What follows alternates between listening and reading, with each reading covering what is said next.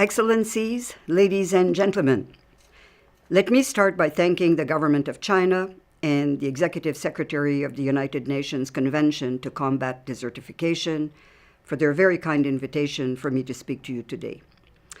I regret that I cannot be with you in Ordos to engage in person, and particularly on this roundtable on land degradation as a challenge to development, prosperity, and peace.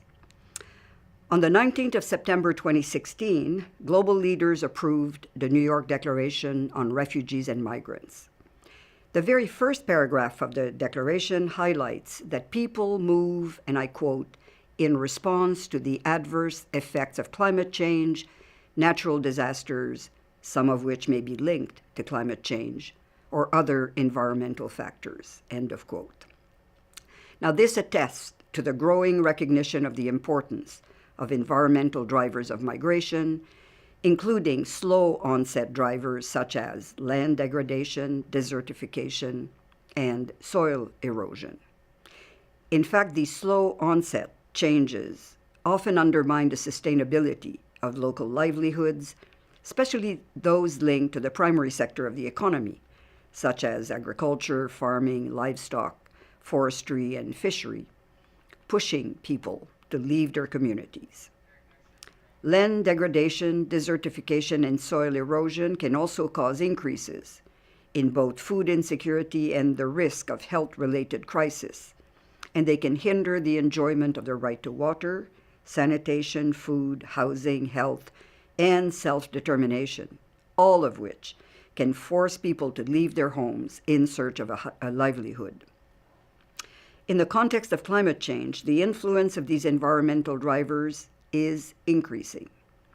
How precisely they drive migration depends heavily on their interaction with other social, political, economic, and demographic drivers. But the fundamental linkage is clear. I recently learned with great interest that some of you are involved in the regional 3S initiative, aimed at promoting practical solutions to address the environmental drivers of migration. Several other programs and projects at the regional level also aim at enhancing the capacity of developing countries to effectively manage the impacts of climatic and environmental stresses on human mobility.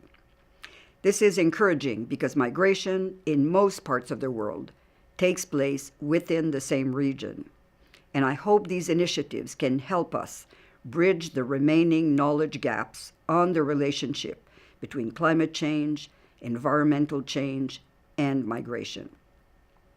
I greatly look forward to hearing about the migration-related deliberations of this Conference of the Parties, and I would encourage you to remain engaged as the membership of the United Nations moves forward with its commitment to create, by the end of next year, a global compact for safe, orderly, and regular migration. I thank you very much for your kind attention.